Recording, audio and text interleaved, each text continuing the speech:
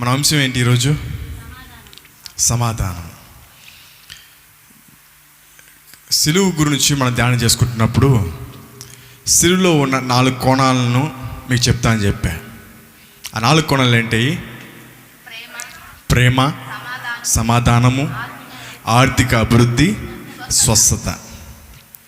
ఈ 4లో నుంచి గత వారం మనము ప్రేమను గురించి చెప్పుకున్నాం. ఈరోజు మీకు చెప్తున్నా అన్న మాట సమాధానము.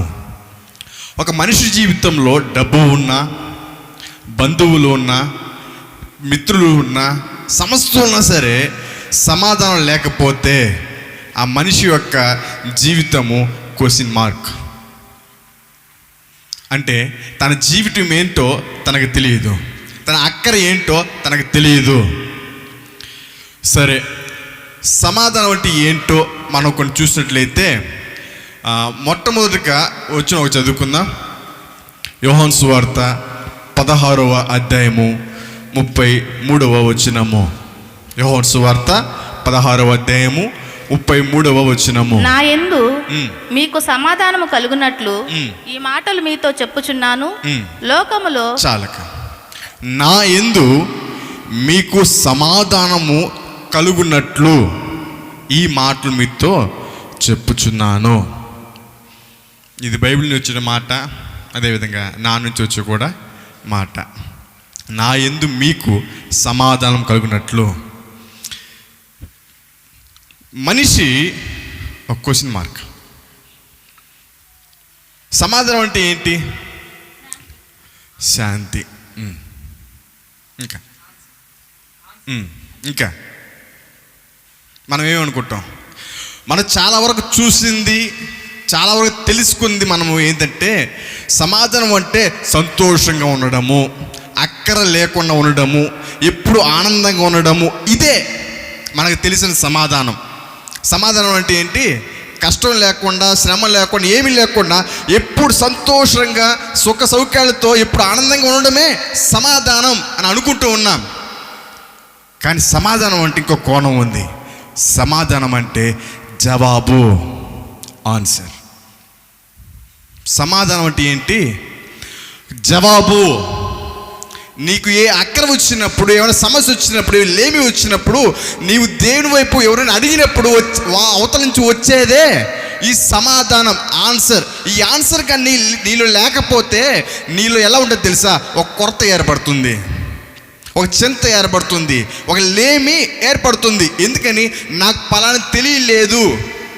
ఎప్పుడైతే ఆన్సర్ తెలుసుకుంటావో అప్పుడు నీలో ఏం కలుగుతుంది తెలుసా? నెమ్మది, అదేవిధంగా సమాధానం కలుగుతుంది. చాలామంది ఇప్పుడు వరకు మనం తెలుసుకుంది కూడా సమాధానం అంటే ఏదేదో అనుకుంటూ ఉన్నాం. కానీ సమాధానం అంటే జవాబు. జవాబు. ఒక మనిషి జీవితంలో జవాబు కానీ దొరకకపోతే దేవుని బిడ్డలారా, అతని మనిషి దాన్ని ఏమంటే అంతరంగికంగా చాలా కుంగిపోతాడు. క్రీస్తు విషయంలో కూడా అంతే. క్రీస్తు ఒక ప్రశ్న గురించి మనకి జవాబు తెలియకపోతే మనం తెలియకుండా చాలా కుంగిపోతాం. ఈ లోకంలో కొన్ని సంఘటనలు ఉన్నాయి. చాలా వరకు కొన్ని క్వశ్చన్లు ఉంటాయి కానీ ఆన్సర్ తెలియదు. మనకు తెలియనప్పుడు పక్క మనం ఏం చేస్తాము? అడుగుతాం. ఎందుకోవాలని? లోపల నీకు తెలుసుకోవాలనే ఆశ ఉంది కనుక, లోపల నీకు తెలుసుకోవాలి అనే ఆతృత, ఆశ నీలో ఉన్నప్పుడు ఆ సమాధానం దొరకకపోతే నీ కొరత ఎలా ఉంటుంది కదా? కొరత ఏర్పడిపోతుంది. అయితే సమాధానాన్ని ఇవ్వడానికి భౌతికంగా అంతర్భాగంగా యేసుక్రీస్తు వారి లోకానికి వచ్చారు. దేవుని బిడ్డలారా, హల్లెలూయా. సమాధానం ఇవ్వడానికి మాత్రమే. హల్లెలూయా. మనం చాలా చూడవచ్చు బైబిల్ గ్రంథంలో. ఈ సమాధానం అనే పదము, సమాధానం, సమాధానము అనే ఈ పదాలు బైబిల్లో 133 సార్లు ముద్రించబడినది. ఎన్నిసార్లు? 133 సార్లు. అదేవిధంగా చూసిన దేవుని బిడ్డలారా, బైబిల్ గ్రంథంలో ఒక స్త్రీ ఉంది. ఆ స్త్రీ ఏంది తెలుసా? తన సమాధానం దొరకలే. ఎక్కడ? మొత్తం ఎతుకుతుంది, లోకంలో ఎతికింది, బంధువుల దగ్గర ఎతికింది, స్నేహితుల మధ్య ఎతికింది, తన డబ్బులో ఎతికింది. కానీ ఎక్కడ కూడా తనకి సమాధానం దొరకలా. అయితే నాకు సమాధానం ఎక్కడ దొరుకుతుందని వెతుకులాడుతూ ఒక ప్రాంతానికి వచ్చింది అని బిడ్డారా. ఆ ప్రాంతాన్ని గురించి ఈరోజు నేను క్లారిటీగా చెప్పాలనుకుంటున్నాను. బైబిల్ గ్రంథం తీసినట్లయితే లూకా సువార్త 7వ అధ్యాయము 36వ వచనం నుంచి కొన్ని వచనం మనకు జ్ఞాపకం చేసుకున్న తర్వాత 7వ అధ్యాయము 36వ వచనం. పరిసయ్యులలో ఒకడు తనతో కూడా భోజనము చేయవలెనని ఆయనను అడిగెను. ఆయన ఆ పరిసయ్యుని ఇంటికి వెళ్ళి భోజన పంక్తిలో కూర్చుండగా ఆ ఊరిలో ఉన్న పాపాత్మురాలైన ఒక స్త్రీ యేసు పరిసయ్యుని ఇంట భోజనమునకు కూర్చున్నాడని తెలుసుకొని ఇక్కడ చాలు. ఇక్కడ మనం ఒక స్త్రీ గురించి అనుకున్నాం. ఆ స్త్రీ ఎవరు? పాపాత్మురాలైన స్త్రీ. తన ఒక విధంగా చెప్పుకోవాలంటే తన పని కావచ్చు, తన బతుకు తెరువు కావచ్చు, తన సంపాదించుకునే తనకి ఎటువంటి సోర్స్ లేక ఆ పని కూడా చేయొచ్చు. అందుకే నాకు బైబిల్ గ్రంథంలో చెప్తుంది పాపాత్మురాలైన స్త్రీ. ఒకటి ఆ రాయబడిన మాట ఏంటి? ఒక స్త్రీ యేసు పరిసయ్యుని ఇంట భోజనంకు కూర్చున్నాడని. ఈమె ఎవరిని ఎతుకుతుంది? ఈమె కావాల్సిన సమాధానం. ఈ సమాధానంకి యేసుకేం సంబంధం? ఈమె ఎతుకుతుంది ఎవరిని? యేసు పలానా దగ్గర ఉన్నాడని తెలుసుకొని ఈమెకి తెలుసు సమాధానము ఎక్కడ దొరుకుతుందో అని. ఈమెకి తెలుసు ఎక్కడికి వెళితే నా క్వశ్చన్కి ఆన్సర్ దొరుకుతుందని. అందుకనే యేసు పలానా చోట ఉన్నాడు తెలుసుకొని అక్కడికి వెళుతూ ఉంది. మామూలు చూసి వెళితే వీళ్ళు పాపం చేసే వాళ్ళైతే లోకంలో అనేక మార్గాలు ఉన్నాయి.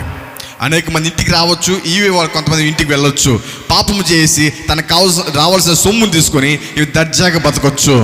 ఎంతెంతో డబ్బులు ఈ ప్రజెంట్ ఉన్న చూస్తే బతకడానికన్నా ఎక్కువ ధనమే సంపాదించుకుంటున్న వారు ఉన్నారు.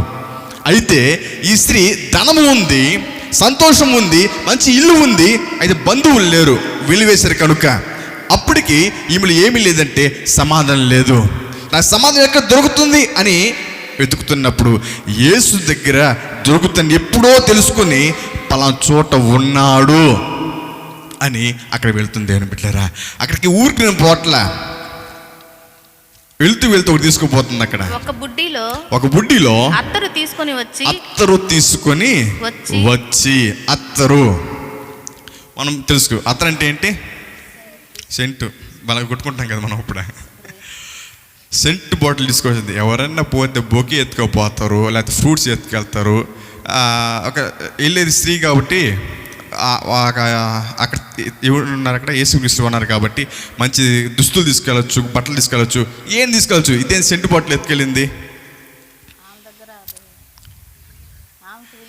ఆమెకు విలువైనది. హల్లెలూయా. ఈ సెంటు ఆకర్షించడానికి కారణమయ్యేది. తన జీవితంలో ఇది కొట్టుకొని పోతే తనకెంతో డబ్బులు వచ్చేటివి. అందుకనే దీన్ని తీసుకెళ్ళి ఆయనకి, అంటే ఇది నా దగ్గర ఇంకా ఉండటము వ్యర్థము, దీనిలో నాకు సమాధానం లేదు. దేనిలో? అత్తరులో. పాపంలో నాకు సమాధానం లేదు. కనుకనే తన పాప స్థితిని మోసుకుంటూ అత్తరును తీసుకొని పోతుంది యేసు పాదాల చెంతకు. అర్థమవుతుందా? పోతూ ఉంది, వెళ్ళింది అక్కడికి. వెనుక తట్టు ఆయన పాదముల యొద్ద నిలవబడి ఏడ్చుచు కన్నీళ్లతో ఆయన పాదములను తడిపి తన తల వెంట్రుకలతో తుడిచి ఆయన పాదములను ముద్దు పెట్టుకొనెను. ఈమె వెళ్ళి ఆయన పాదాల చెంత చేరిపోయింది. అయితే మనం అనుకోవచ్చు, అంటే యేసు పాదాల చెంత సమాధానం దొరుకుతుందా? ఈమె వెళ్ళిపోయింది కదా, వెళ్ళిపోయి ఎక్కడుంది? ఆయన వెనక కూర్చొని ఏడుస్తూ తన పాదాల మీద కన్నీరు కారుస్తూ తన వెంట్రుకలతో తుడుస్తూ ఉంది. నా సొగసు అంత వ్యర్థము, నీ పాద చెంత చేస్తున్నానయ్యా అని అర్థం చేసుకోవచ్చు. నా అందమైతేమి, నాకు బతుకు తెరువు కోసం కావలసిన అత్తరైతేమి, ఇవన్నీ వ్యర్థమయ్యా, సమస్తమును నీ పాదాల చెంత నేను పెడుతున్నాను అని దానిలో అర్థం అంత ఉంది అనిపించారా. దాని కింద ఇంకా చాలా ఉంది, కానీ మనకు అంత అవసరం లే. కింద మనం జ్ఞాపకం చేసుకుందాం ఉన్న దినాల్లో. మనం చూడండి అనిపించారా. ఇంకా నేను చెప్తాను, 44వ వచనం నుంచి జ్ఞాపకం చేసుకున్నాం. ఆ స్త్రీ వైపు తిరిగి సీమోనుతో ఇట్లా నేను ఈ మధ్యలో చాలా జరిగింది.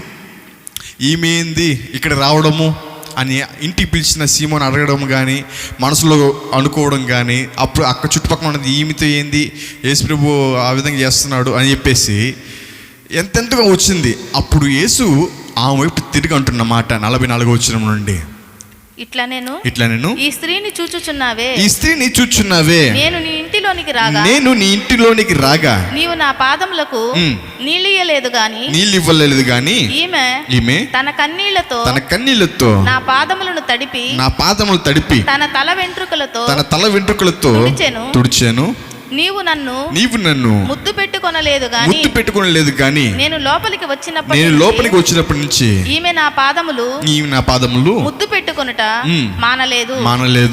నీవు నూనెతో నా తల అంటలేదు గాని ఈమె నా పాదములకు అత్తరు పూసెను. ఆమె విస్తారముగా ప్రేమించెను గనుక. చాలు. ఇక్కడ పిలిచిన వ్యక్తి గురించి వచ్చినట్టు ఈమెతో పోలుస్తూ యేసుక్రీస్తు వారు చెప్తున్న మాటలు ఇక్కడ మనకు జ్ఞాపకం చేసుకుంటున్నాం. ఈమె ఏమి చేసింది అంటే, ఇంటికి పిలిచిన వ్యక్తి ఏం చేశాడు, అక్కడికి వచ్చిన ఆ స్త్రీ ఏమి చేసింది, ఇవి వచ్చిన మనకు జ్ఞాపకం చేసుకున్నాం. ఆమె ఏం చేసింది? ఫస్ట్ మనకు జ్ఞాపకం చేసుకుంటే, ఇంటికి పిలిచిన వ్యక్తి ఎవరు? సీమోను యేసుక్రీస్తుని ఇంటికి పిలిచాడు. ఆయన చేయని పని ఏమిటంటే, పాదములకు కడుక్కోవడానికి నీళ్ళు ఇవ్వాల, కాళ్ళు కడుక్కోవడానికి నీళ్ళు ఇవ్వాల. అది యేసుక్రీస్తు వారే అంటున్న మాట. అయితే ఈమె చేసింది, కన్నీళ్ళతో పాదాలను కడుగుతుంది. ఈ నీళ్ళు మట్టి మాత్రమే కడగొచ్చు. కన్నీళ్ళ ద్వారా తన హృదయాన్ని కడుగుతున్నాడు దేవుడు. హల్లెలూయా. నీళ్ళతో వేసుకుంటే మట్టి మాత్రమే పోతుంది. తన హృదయంలో ఉన్న వేదనను కన్నీటి రూపంతో కార్చేసుకుంటూ ఉంది ఆ స్త్రీ. హల్లెలూయా. మనలో కూడా చాలా వరకు కన్నీటి ప్రార్థన ఉండాలి. కన్నీరు నీ బాధను తీసివేస్తుంది. కన్నీరు నీళ్ళున్న అంతటిని కూడా వెలివేస్తుంది, బయటికి నెట్టేస్తుంది. అప్పుడు నీ హృదయం ఎలా ఉంటుంది తెలుసా? తేలికగా కొత్తదిగా ఉంటుంది. నువ్వు అనుకోవచ్చు, ప్రభు అని ఎంత చేసినా నాలో ఉన్న బాధ పోవట్లేదంటే, నువ్వు మొర పెట్టట్లా కన్నీటి ద్వారా. నువ్వు మామూలుగా అడిగేస్తున్నావు, కానీ కన్నీటితో అడగాలి కదా. అప్పుడు నీలో ఉన్న వేదన అంతటి కూడా పోతుందని దేవుడు సెలవిస్తున్నాడు. ఈ మాట చెప్పున కన్నీరు నీ యొక్క వేదనను తీసేస్తుంది అని బిడ్డరా. కన్నీరు ఎప్పుడు కరిగి వస్తుంది అని బిడ్డరా, నీలో ఉన్న హృదయం అంతా కూడా పోతుంది. ఆమేన్. ఇక్కడి నుంచి మనం కూడా ప్రయత్నం చేద్దాం. కన్నీరుతో ప్రార్థన చేస్తే, ఇది అక్కర ఉన్నప్పుడు, అన్నీ కూడా నీలో బాధ ఉన్నప్పుడు, వేదన ఉన్నప్పుడు, శ్రమ ఉన్నప్పుడు కన్నీటితో ఎప్పుడైతే ప్రార్థన చేస్తావో సమస్తము పోతుంది అని బిడ్డరా. సమస్తము నూతనముగా మార్చబడుతుంది. అప్పుడు నీ హృదయము తేలికగా మారి సంతోషంతో ఆయన నీ హృదయాన్ని కప్పుతాడు. రెండోదిగా చూసినట్లయితే, ఆయన ముద్దు పెట్టుకోలేదంటే ఇంటికి వచ్చినప్పుడు. మనకైతే నమస్కారం అని చెప్తాము, లేదంటే షేక్ హ్యాండ్ ఇస్తాము. అరబ్ కంట్రీలో పోతే వెళ్ళగానే టిట్ అంటారు. అదొక సాంప్రదాయం. బహుశా ఆ ప్రాంతం చెందింది కాబట్టి ఆ మాట ఉద్దేశించి అనొచ్చు. ఈ మాట నన్ను ముద్దు పెట్టుకోనా లేదు అనేసి. అయితే ఈమెం చేస్తుంది అని మనం జ్ఞాపకం చేసుకుంటుంది అని బిడ్డరా, పాదములకు ముద్దు పెట్టుట మానలేదు. అంటే వచ్చినప్పటి నుంచి ఆయన పాదాల చెంత చేరిపోయి ముద్దాడుతూ ఉందంట, ముద్దాడుతూ ఉంది. మూడవ చూసినట్లయితే దేవుని బిడ్డలారా, నూనెతో నా తన అంటలేదు అంటున్నాడు మాట అక్కడ యేసుక్రీస్తు వారు. నూనె ఎందుకంటే అప్పట్లో సువాసనకు, మనం ఇప్పుడైతే జుట్టు పెరగడానికి అని చెప్పి ఏది డాండ్రఫ్ అవడానికి అని చెప్పి ఏదైతే చేస్తుంటా, కానీ అప్పుడులో నూనె అనేది మంచి వాసనకు. నీవు నీ ఇంటికి వచ్చినప్పుడు నూనెతో నా తలకి నూనె అంటలేదు కానీ అనే మాట ఆడ వాడడం మనం చూస్తున్నాం. అయితే ఇక్కడైతే అత్తరు పోస్తుందంట సువాసన కోసం. ఇవన్నీ చేయాల్సింది ఎవరు? మామూలుగా సీమోను చేయాలి. ఇవన్నీ ఎవరు చేయాలంటే సీమోను చేయాలి. అయితే బిజీగా ఉండడం వల్ల లేకపోతే అందరూ ఉండడం వల్ల కానీ లేకపోతే ఇతను హోదా చూసుకొని మరి ఏమో కానీ చేయలే. దేవునికి చేయాల్సింది అనగా యేసుక్రీస్తు ఒక అతిథికి చేయాల్సింది చేయలే. అందుకనే ఈమె చేస్తుందేమో అక్కడ తగ్గవలసినటువంటి ప్రతి ఒక్కటి కూడా యేసుక్రీస్తు వారికి ఈమె ఇస్తుందేమో. చివరింది ఏం బిడ్డారా, పాదాలు కడుక్కున్న తర్వాత అంత ఫ్రెష్ అయిపోయిన తర్వాత ఏం చేస్తారు? మనం స్నానం చేస్తాం. అప్పుడు ఏం చేస్తాము? స్ప్రే కొట్టుకుంటాం. ఆమె చేస్తుంది అన్నమాట. అత్తరు పూస్తుంది. అంటే నాకున్న సంపద అంతా కూడా వ్యర్థమయ్యా, నీ పాదాలు చెంత పెడుతున్నాను. ఈమె ఎందుకు చేసింది? యేసుక్రీస్తు వారు అంటారు ఏమని తెలుసా? 47వ వచనంలో ఆమె విస్తారముగా ప్రేమించెను గనుక, చాలు, ఆమె విస్తారముగా ప్రేమించను కనుక. ఈ మాటను మనం గడిచిన వారం మనకు ధ్యానం చేసుకున్నాం. ఏమని? యేసుక్రీస్తు నేను ప్రేమించున్నాను అని చెప్పినప్పుడు నువ్వు తిరిగి ప్రేమించున్నావా అనే క్వశ్చన్కు ఈరోజు ఆన్సర్ మీకు చెప్తున్నాను నేను బిడ్డలారా. ఆమె విస్తారంగా ప్రేమించను గనుక ఈమె ఏం చేసింది? ప్రేమను ఇస్తుంది దేవుని మీద. ఎప్పుడైతే దేవుడు ఇచ్చాడో ఈమె కూడా తిరిగి ప్రేమిస్తుంది. అప్పుడు ఈమె ఎలా ఉంది తెలుసా? దేనికోసం వచ్చింది ఈమె ఇక్కడికి? యేసుక్రీస్తు కోసం, సమాధానం కోసం వచ్చింది. ఏ అక్కర కోసం వచ్చింది? సమాధానం కోసమే. కింద వచ్చిన వాళ్ళు జ్ఞాపకం చేసుకుంటే 50వ వచనంలో అందుకు ఆయన నీ విశ్వాసము నిన్ను రక్షించెను, సమాధానము గలదానివై వెళ్ళుమని. హల్లెలూయా. చాలు. ఈమె ఏం చేసింది? దేవుణ్ణి విస్తారముగా ప్రేమిస్తుంది కనుక విస్తారమైన ప్రేమ. ఈ ప్రేమను ఎవరు చూపించలేరు. ఒకవేళ మనకు కూడా మన బిడ్డలకు ఎక్కువ ప్రేమించి, మన భర్తను ఎక్కువ ప్రేమించి, మన భార్యను ఎక్కువ ప్రేమించి దేవునికి ఇవ్వాల్సిన ప్రేమను ఇవ్వలేకపోతున్నామేమో, దేవుడు చూపించాల్సిన ప్రేమను చూపించలేకపోతున్నామేమో. నువ్వు ప్రేమ ఎక్కడ కొలుచుకుంటావంటే, టెస్ట్ చేసుకుంటావంటే, మందిరానికి రెడీ అవుతున్నావు, సపోజ్ ఎక్కడికైనా ప్రార్థన పోవడం రెడీ అవుతున్నావు, టక్కని నీ పిల్లోడు పడ్డాడు, పడిన తర్వాత దెబ్బ తగిలింది.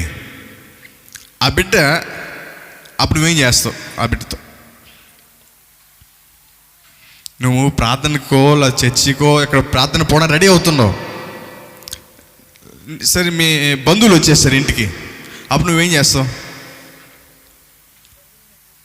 రండి అని చెప్పి 4 కేజీలు చికెను, 2 కేజీలు మటన్ తీసుకొచ్చి వండి పెట్టి రండి కలిసి భోజనం చేద్దాం అని చెప్పేసి, అప్పుడు మందిరము ఆడే ఉంటుంది, అది దేవుడు ఆడే ఉంటాడు. నువ్వు రెడీ అయిందంత పెద్దవే. నీ ప్రేమ ఏమైంది? దేవుని కోసము ప్రేమ ఏమైంది? ఫర్ సపోజ్ లోకంలో ప్రేమ ఎలా ఉంది?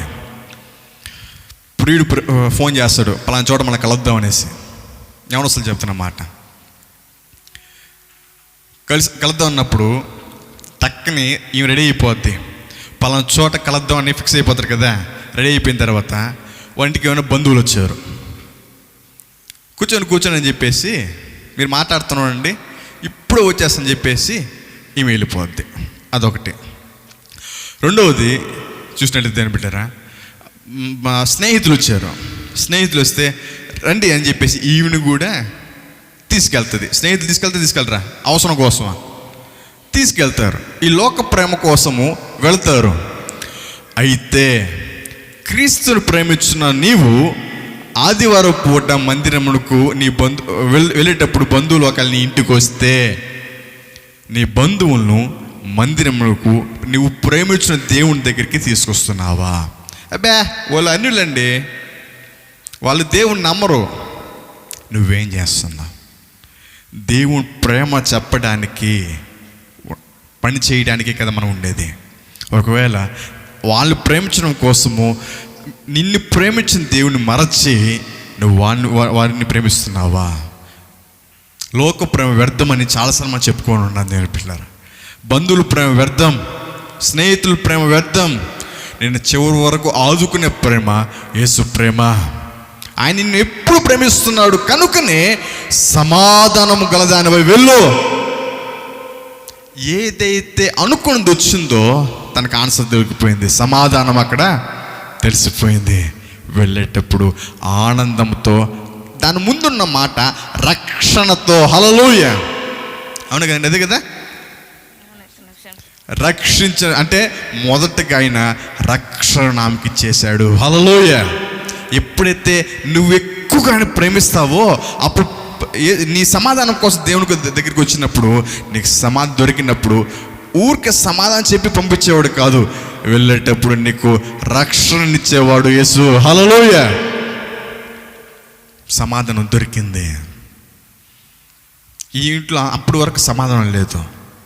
విస్తారంగా ప్రేమించున్నది కనుక అనే మాట నీ జీవితం రాసిపెట్టుకో.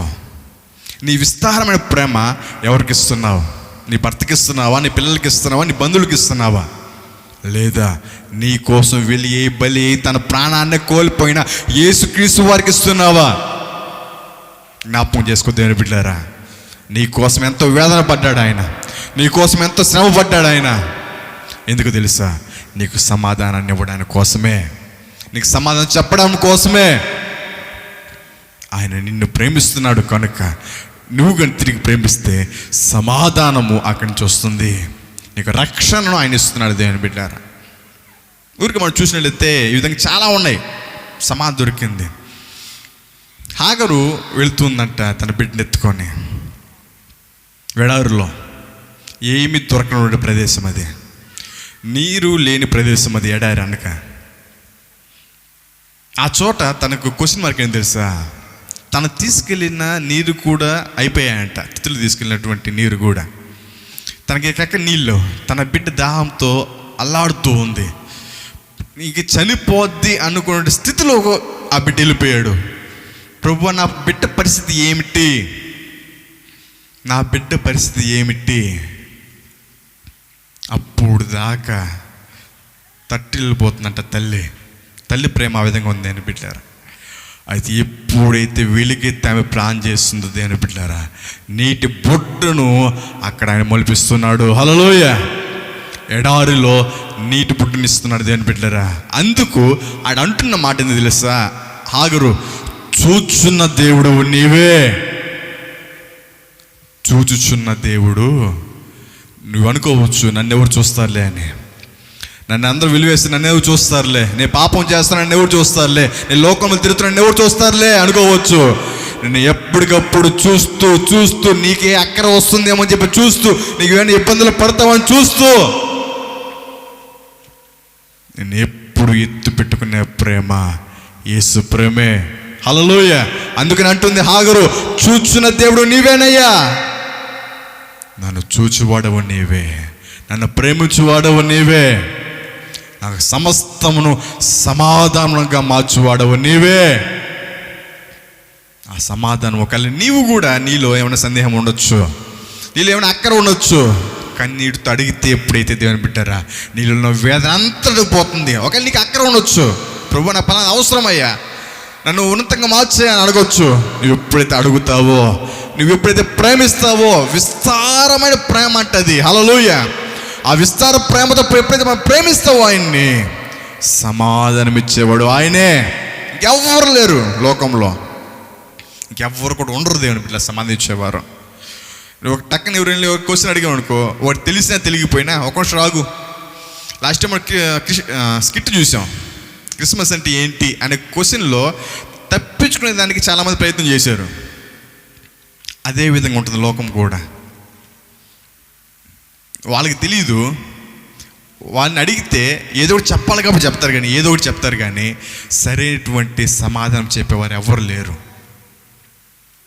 అయితే నీకు ఎప్పుడైనా సరే నీకు అక్కర ఏదైతే ఉందో చూచున్న దేవుడు కనుక, నీకు సమస్తమును సమకూర్చి జరిగించేవాడు ఆయన కనుక, నీకు సమాధానాన్ని ఇవ్వడానికి ఆయన ముందుగా ఉన్నాడు దేవుని బిడ్డలారా. అయితే నువ్వేం చేయాలి తెలుసా? మొదటగా ప్రేమించాలి. ఎప్పుడైతే నువ్వు ప్రేమను ఇస్తావో దేవుని బిడ్డలారా, ప్రేమిస్తావో, అప్పుడు వెంటనే పక్కన ఉండేది సమాధానము నీకు వస్తుంది. ఏలియా కూడా అంతే, వెళ్ళిపోయాడు దేవుని పని చేద్దామని చెప్పేసి వెళ్ళిపోయాడు. ఒక దూర ప్రాంతానికి వెళ్ళిపోయాడు. వెళ్ళాక తెలిసింది నా పరిస్థితి ఏంటి, ఆకలి వేస్తుంది, ఆహారం ఎక్కడి నుంచి వస్తుంది, దాహం వేస్తుంది, నీళ్ళు ఎక్కడి నుంచి వస్తాయి అని తనలో ఉన్న సందేహం వచ్చేసింది, నా పరిస్థితి ఏంటి అనేసి. సమాధానంగా ఉన్న దేవుడు ఏం చేశాడు తెలుసా? కాకోలం చేత తన ఆహారాన్ని ఇచ్చి తన క్వశ్చన్కు ఆన్సర్ చెప్తున్నాడు దేవుని బిడ్డలారా. హల్లెలూయా. నువ్వు కూడా అనుకోవచ్చు, నాకు కష్టం వచ్చింది, నాకు ఇబ్బంది వచ్చింది చెప్పి, నీకు సమాధానాన్ని ఇచ్చేవాడు ఆయనే. అందుకనే బైబిల్ గ్రంథంలో చాలా వరకు అంటారు, చాలా వరకు నీకు సమాధానం గల దాని పొమ్ము, నీకు సమాధానం ఇచ్చును గాక, సమాధానం వచ్చును గాక అని చాలా వరకు గలతీలో కానీ కొరింథీయులో కానీ ప్రకటనలో కానీ చాలా వరకు అలాగ ఉంటుంది. మీకు సమాధానం కలుగును గాక అన్న పదము బైబిల్ గ్రంథంలో 133 సార్లు ముద్రించబడినది. నీకు సమాధానాన్ని ఇవ్వడానికి ఆయన ఉన్నాడు. నీకేమైనా సందేహం వచ్చినప్పుడు సమాధానాన్ని ఇవ్వడానికి ఆయన ఉన్నాడు. నువ్వు భయపడవద్దు, దిగులు పడవద్దు. ఎప్పుడైతే విస్తారమైన ప్రేమతో ఆయన ప్రేమిస్తావో అప్పుడు సమాధానము నీ యొద్దకు వస్తుంది. హల్లెలూయా. ఆమె చేసిన పని ఏమిటి? కన్నీటిని కారుస్తుంది. తనలో ఉన్న వేదన అంతని తెలియపరిచినట్టు ఆ కన్నీరు బొట్టు ద్వారా తనలో ఉన్న వేదన అంతటి కూడా దేవుడు తెలుసుకున్నాడు దేవుని బిడ్డలారా. హల్లెలూయా. అర్థమవుతుందా? ఆమెకి ఎట్ట తెలిసిపోయింది యేసు ప్రభు వారికి? మనం అనుకోవచ్చు ఆయన దేవుడి కదా తెలిసిపోద్ది అని అనుకోవచ్చు మనం. ఎప్పుడైతే తన పాదముల దగ్గర కన్నీటి బొట్టు పడిందో తన బ్రతుకు మొత్తం ఆయనకి తెలిసిపోయింది. హల్లెలూయా. అప్పుడు అంటున్న మాట, నువ్వు సమాధానం గలదానివై. అంటే అప్పటి వరకు ఆమె సమాధానం లేదు, ఎప్పుడు వేదనే. కన్నీరు కార్చింది, తల వెంట్రుకలు తుడిచింది, అత్తరు రాసింది. అదేవిధంగా తన జీవితంలో కూడా కన్నీరు కారిపోయాయి. యేసు ఆ గాయాలన్నింటినీ తుడిపేశాడు. వెళ్ళేటప్పుడు సమాధానమైన సువాసనతో పంపుతున్నాడు ఏంటంటారు. హల్లెలూయా. ఈమెకి సువాసనతో పంపించినప్పుడు ఆ వాసన ఎంతమందికైతే వెళుతుందో, అనగా ఈమె ఎక్కడికైతే వెళుతుందో వారందరికీ కూడా సమాధానం ఈ పక్షాన కలుగుతుంది అని బిడ్డారు. హల్లెలూయా. ఒకవేళ నీవు కూడా సమాధానం పొందుకుంటే నిన్ను బట్టి ఇతరులకు కూడా సమాధానం కలుగుతుంది. ఆమేన్. నువ్వు సమాధానం కలదానవై వెళ్ళు అంటున్నాడు దేవుని బిడ్డలారా యేసుక్రీస్తు వారు. మనము కూడా ఇక్కడి నుంచి వెళ్ళేటప్పుడు సమాధానంతో వెళ్ళును గాక. ఆమేన్. హల్లెలూయా. రేపు వారం కూడా మనం జ్ఞాపకం చేసుకుందాం. రేపు వారం సబ్జెక్ట్ ఏంది? ఆర్థిక అభివృద్ధి. ఈ పదం అంటే చాలామందికి ఇష్టం అనుకుంటా. దానికి కావాల్సినటువంటి వచనాలతో దేవుడు మన హృదయాలను నింపును గాక. ఆమేన్. హల్లెలూయా. దేవుడి ఇటు వాక్యం దీవించి ఆశించును గాక.